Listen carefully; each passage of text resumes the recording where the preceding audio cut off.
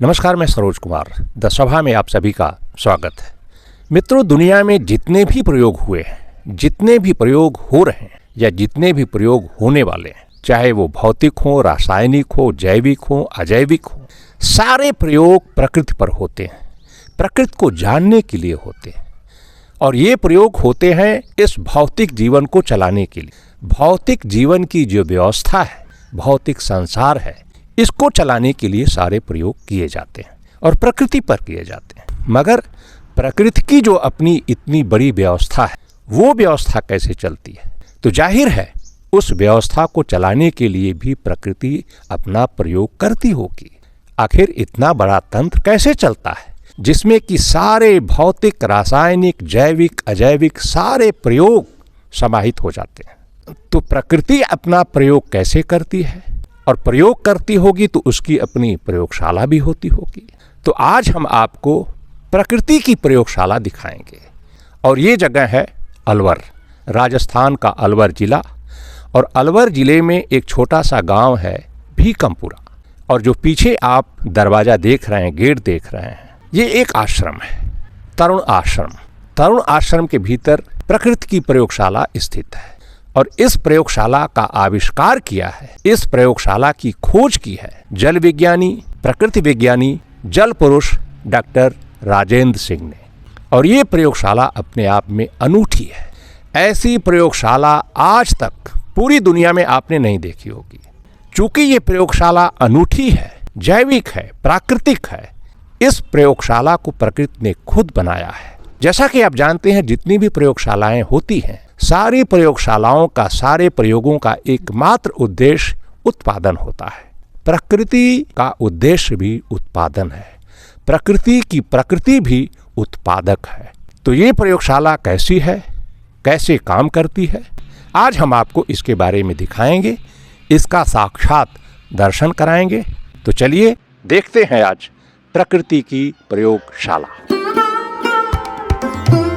तो ये हम तरुण आश्रम के अंदर आ गए हैं और प्रकृति की प्रयोगशाला की तरफ हम आगे बढ़ रहे हैं। ये तरुण आश्रम 1985 में बनना शुरू हुआ था और 1986 में बनकर तैयार हो गया था। और ये आश्रम तरुण भारत संघ का है। तरुण भारत संघ के बारे में आप जैसा कि जानते हैं, ये दुनिया का एकमात्र ऐसा संगठन है जो सिर्फ और सिर्फ पानी पे काम करता है। तरुण भारत संघ को पानी पर काम करते हुए 50 साल होने जा रहे हैं। तो हम देखते हैं राजेंद्र सिंह यदि यहाँ पर होंगे तो उनसे मिलने की कोशिश करेंगे और इस प्रकृति की प्रयोगशाला के बारे में आपको बताएंगे, दिखाएंगे, इसका साक्षात दर्शन कराएंगे। तो मित्रों, अब हम आ गए हैं तरुण भारत संघ के कार्यालय के ठीक सामने खड़े हैं। आप देख रहे होंगे पीछे हमारे, ये तरुण भारत संघ का दफ्तर है, कार्यालय है, जो कि 1985 में शुरू हुआ था और 1986 में बनकर तैयार हो गया और ये आश्रम पूरी तरह से काम करने लगा। मैं पूरा कैमरा ये घुमा करके आपको दिखाता हूँ तरुण आश्रम कैसा है। पूरा प्राकृतिक वातावरण है, चूँकि प्रकृति की प्रयोगशाला है यहाँ पर, तो पूरी प्रकृति यहाँ अपने पूर्ण रूप में यहाँ पर उपस्थित है। तो यहाँ हम इस संस्था के अध्यक्ष, जल विज्ञानी, पर्यावरण विज्ञानी और प्रकृति विज्ञानी डॉक्टर राजेंद्र सिंह से मिलने की कोशिश करेंगे। हाँ, देखिए राजेंद्र जी यहाँ पर उपस्थित हैं और आज हम इनके साथ इस प्रकृति की प्रयोगशाला को जानने, समझने की पूरी कोशिश करेंगे और आपको इस प्रयोगशाला का साक्षात दर्शन कराएंगे। नमस्कार। नमस्ते, नमस्ते, कैसे हो? स्वागत। मैं आपको ही ढूंढते ढूंढते यहाँ चला आया दिल्ली से। देखिए, जल विज्ञानी, पर्यावरण विज्ञानी, प्रकृति विज्ञानी, एक शब्द में यदि कहिए प्रकृति विज्ञानी तो ये ज़्यादा ठीक है। और इन्होंने ही इस प्रयोगशाला का आविष्कार किया है, इस प्रयोगशाला को खोजा है, क्योंकि ये एक ऐसी प्रयोगशाला है जिसे बनाया नहीं जा सकता। ये प्रकृति की प्रयोगशाला है, प्रकृति ने इसे बनाया है। इसलिए हम इस प्रयोगशाला को दिखाने के लिए, आप सभी को दिखाने के लिए यहाँ पर आए हुए हैं। तो चलिए चलते हैं प्रयोगशाला की तरफ। ये हमारा जल तीर्थ है। जल तीर्थ मैं इसको इसलिए कहता हूँ कि हमने ये किसी योजना या कार्य योजना के तहत नहीं बनाया। ये हम लोग बिल्कुल इसको समझने के लिए कि यहाँ का जो जल का संरक्षण है, ये जल संरक्षण लोग कैसे करते हैं, क्योंकि ये जो जल संरक्षण का काम है ये हम लोगों ने सबसे पहले जब यहाँ पानी नहीं था तो ये एक छोटा सा तालाब बनाया था और इस तालाब में वर्षा का पानी इकट्ठा हो जाता था लेकिन सूख जाता था। तो जब ये पानी सूखने लगा तो हमने इस बात की खोज की कि भाई ये पानी इतनी जल्दी यहाँ क्यों सूख जाता है। तो हमने थोड़ी इसकी गहरी खुदाई की और गहरी खुदाई करते करते ये पता चला कि यहाँ की धरती में कई तरह की बनावट है। कहीं पर कन्फाइंड वर्टिकल फ्रैक्चर्स हैं और कहीं पर अनकन्फाइंड हॉरिजेंटल फ्रैक्चर्स हैं। तो हमने इस जगह को एक नीचे तक, जहाँ तक हम जा सकते थे, नीचे तक गहराई तक खोदते चले गए। फिर पता चला कि इस छोटी सी जगह में सब तरह के फ्रैक्चर्स हैं और ये एक तरह से प्रयोगशाला बन सकती है। तो हमने अपना तालाब का आइडिया छोड़ दिया, तालाब के विचार को छोड़कर हम इसको एक प्रयोगशाला का स्वरूप बनाने लगे। आप देखेंगे कि ये जो प्रयोगशाला है, ये प्रयोगशाला कई मायने में बड़ी अद्भुत है, बिल्कुल नेचुरल। कोई हमने इसमें कुछ भी आर्टिफिशियल जैसा किया नहीं। हमने केवल इतना ही किया कि हमें जहाँ जहाँ जिस तरह के फ्रैक्चर्स मिलते गए उन फ्रैक्चरों को देखकर हम वैसी संरचना बनाते गए। अब आप यहाँ देखेंगे, यहाँ पर मैं बिल्कुल सामने खड़ा हूँ, इस तरफ सारे कांटे वाले पेड़ हैं और इस तरफ पत्तियों वाले पेड़ हैं। तो ये जो पत्तियों वाले पेड़ हैं, इनका ख़ास बात ये है कि जहाँ धरती में ऐसे कन्फाइंड वर्टिकल फ्रैक्चर्स होते हैं वहाँ पानी होता है, नमी होती है और उन नमी की जड़ों में यहाँ पत्ती वाले पेड़ होते हैं। इधर नमी नहीं होती तो आप देखेंगे कि थोड़ी पत्तियां हैं लेकिन कांटे हैं, सब पत्ते भी कांटे जैसे पतले और बारीक हैं। तो आप इस जगह खड़े होकर इस प्रयोगशाला का जो अद्भुत चरित्र है वो देख सकते हैं कि एक तरफ चौड़े पत्ते वाले हरे पेड़, दूसरी तरफ छोटी पत्ती वाले कांटों के पेड़ हैं। अब आप जब मेरे साथ थोड़ा नीचे चलेंगे और देखेंगे नीचे चल के, तो आपको ये बनावट बहुत सफाई से समझ में आएगी कि ये जो चित्र है यहाँ का धरती का, इस चित्र में हमने ये किया कि वहाँ से 5 किलोमीटर दूर तक का पानी हम डाइवर्ट करके इस जगह पर ले आए। वो डाइवर्जन चैनल है वो जो सामने दिख रहा है, पर उस डाइवर्जन चैनल से जाने से पहले आप पहले इस धरती का पेट देख लीजिए, क्योंकि धरती का पेट समझने में आपको ज़्यादा सुविधाएं होंगी। क्योंकि धरती के पेट के जो फ्रैक्चर्स हैं, जब आप उनको देख लेंगे तो आपको ये भी समझ में आ जाएगा कि ये धरती का पेट आदमी के पेट के साथ कैसा रिश्ता रखता है। तो ये धरती का पेट केवल आदमी के पेट से अलग नहीं होता। जैसे आदमी के पेट में हम भोजन डालते हैं, वैसा ही भोजन उसके रक्त को बनाता है, उसके खून को बनाता है। और वो जो खून है वो फिर व्यक्ति का शरीर निर्माण करता है। अब आप देखो यहाँ पर आके, ये जो पूरा क्षेत्र है ये अनकन्फाइंड हॉरिजेंटल फ्रैक्चर्स का है, क्योंकि यहाँ पानी नीचे इसमें नहीं जाता। पानी जो है वो एक ही लेयर में ऊपर रुक जाता है, तो वो पानी नीचे की तरफ नहीं जाता। तो ये है अनकन्फाइंड हॉरिजेंटल फ्रैक्चर्स। आप धरती में देखेंगे पानी बिल्कुल नहीं जाएगा।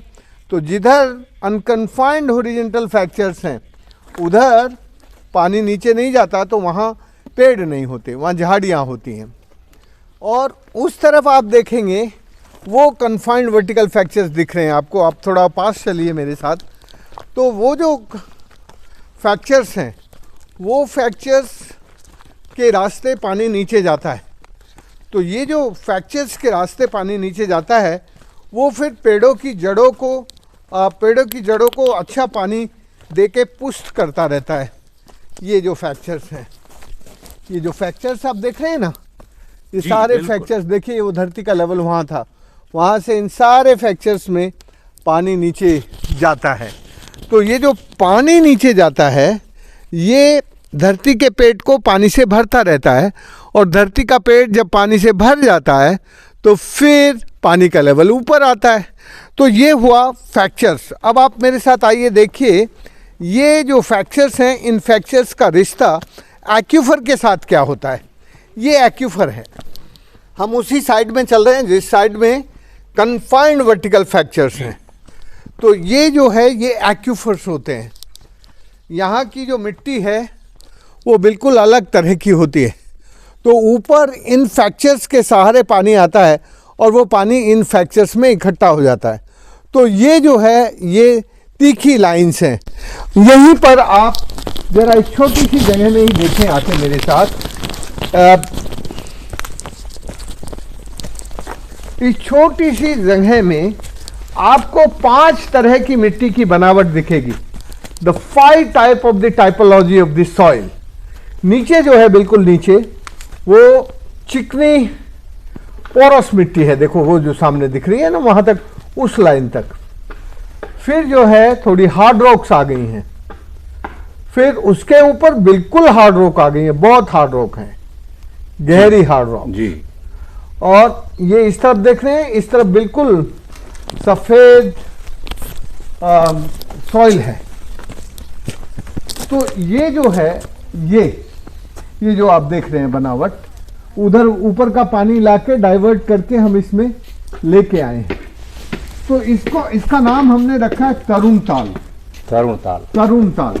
ये तो बेसिकली धरती के ऊपर के पानी को, धरती के पेट को पुष्ट करने का एक सुंदर नेचुरल स्थान है। ये हमने इस स्थान को अपनी मेहनत और पसीने से तैयार किया है जी। तो ये जो स्थान है, ये स्थान आप देख रहे हैं कि बिल्कुल नेचुरल है। हमने इसमें कुछ ज्यादा नहीं, ये तो सीढ़ियां ऊपर चढ़ने के लिए। हमने शुरू में ही कहा कि ये प्रयोगशाला मैन मेड नहीं है, तो सब कुछ यहाँ पर प्रकृति ने बनाया हुआ है और आपने इसे सिर्फ ढूंढा है, खोजा है, इसका आविष्कार किया है कि प्रकृति कैसे चलती है, उसकी कार्यप्रणाली कैसे चलती है।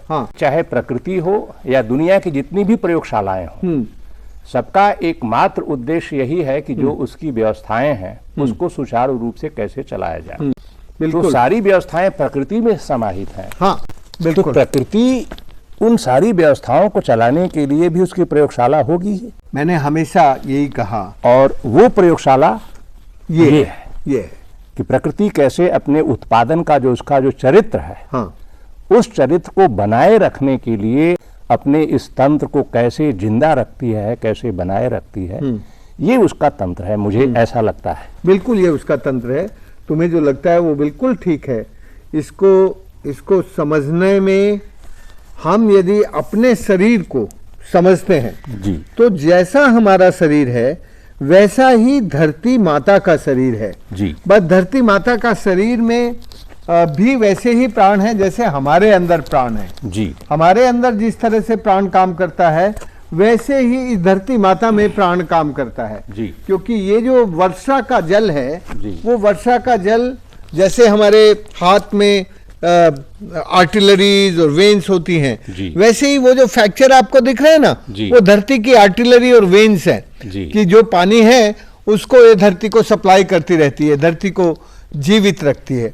तो ये हम लोगों को समझ में आना चाहिए कि ये जो प्रकृति है, ये प्रकृति ने जिसने इस धरती को बनाया उसी ने हमारे शरीर को भी बनाया। तो जितना हम अपने शरीर के बारे में जानते हैं उतना ही हम उसी तरह से, उसी दृष्टि से इस प्रकृति को जान सकते हैं और इस प्रकृति में धरती माता को जान सकते हैं।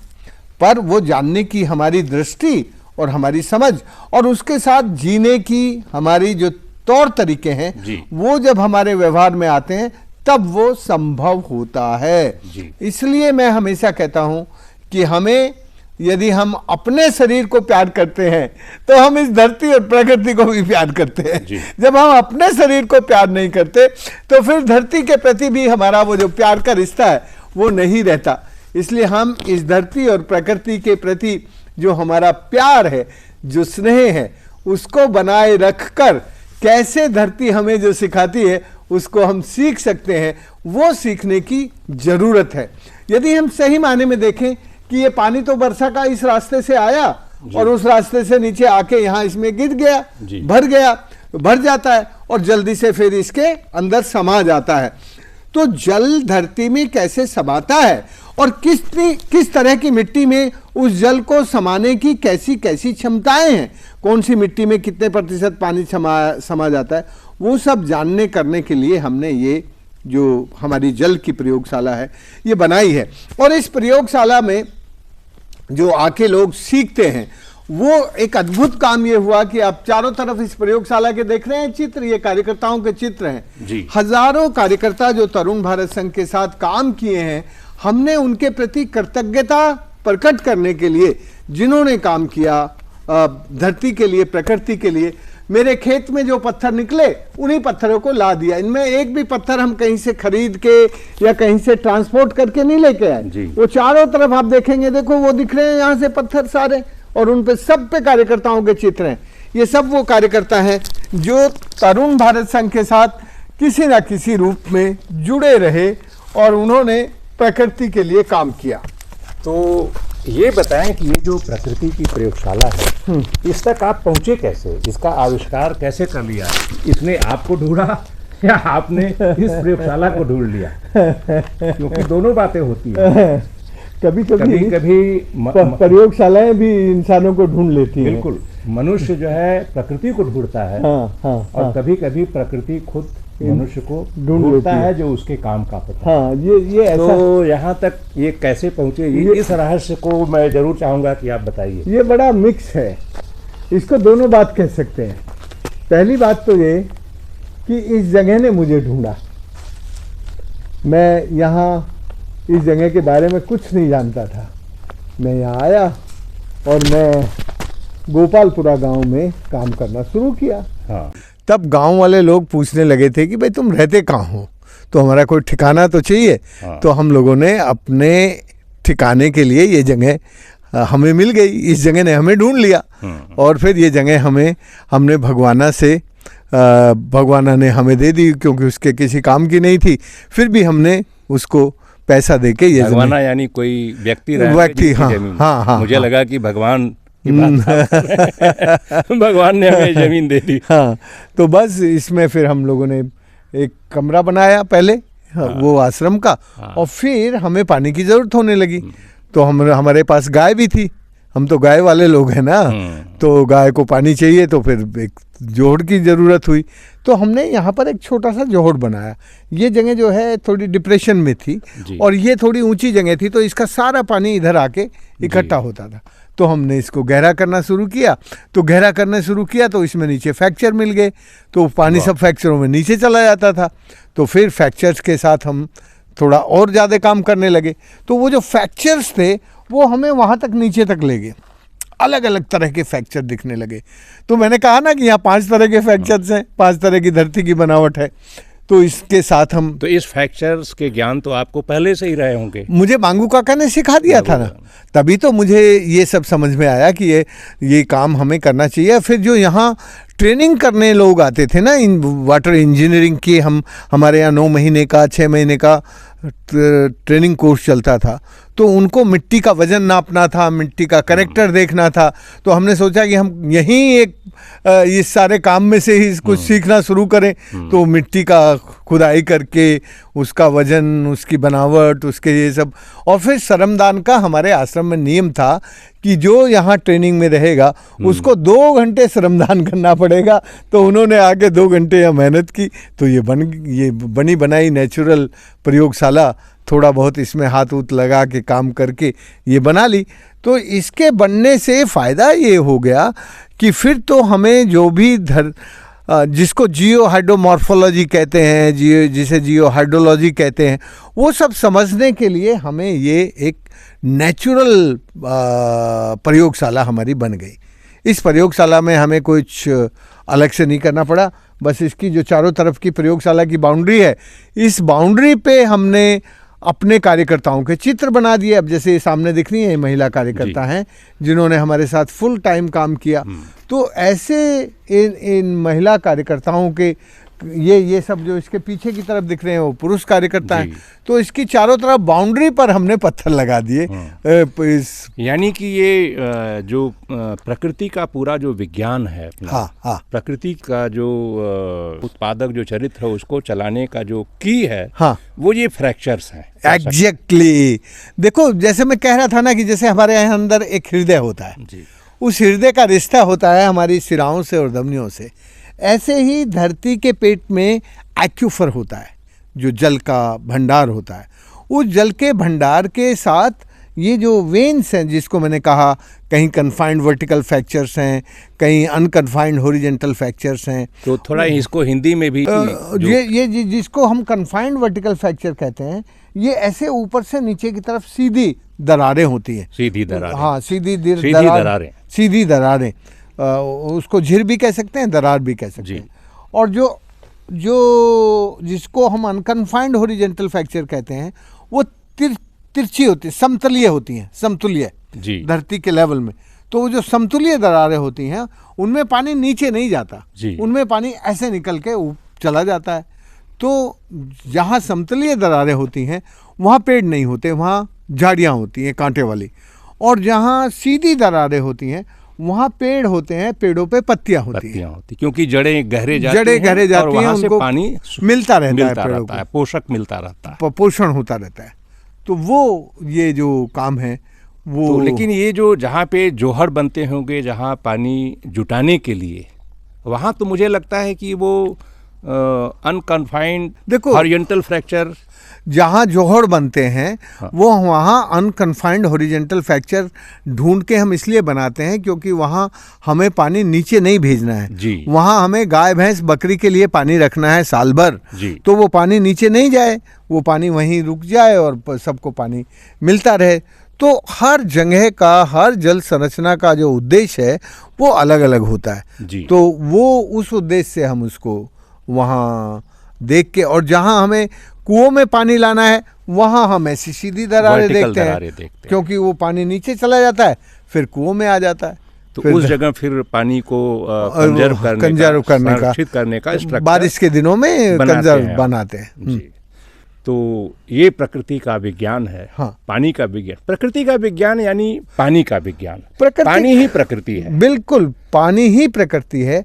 पानी का विज्ञान, प्रकृति का विज्ञान, ये बिल्कुल ठीक है। तो आइए एक और प्रयोगशाला, जिसको कि इस प्रयोगशाला से प्रेरित होकर जल विज्ञानी, प्रकृति विज्ञानी राजेंद्र जी ने बनाया है, आइए अब उस प्रयोगशाला की तरफ चलते हैं।